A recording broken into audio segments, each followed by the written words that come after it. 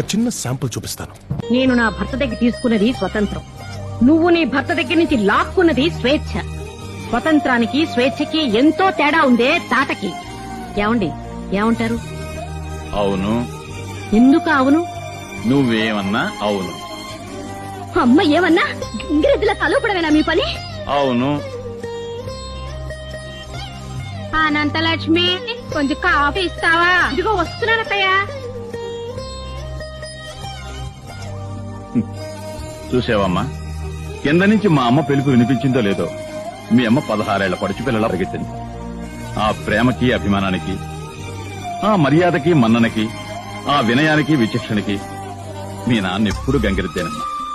నేనే కాదు, మీ అమ్మలాంటి భార్య దొరికితే కొమ్ములు తిరిగిన మగాడైనా గంగిరెద్దుగా మారిపోతాడు. కానీ నీలాంటి భార్య దొరికితే గంగిగోవు లాంటి మగాడైనా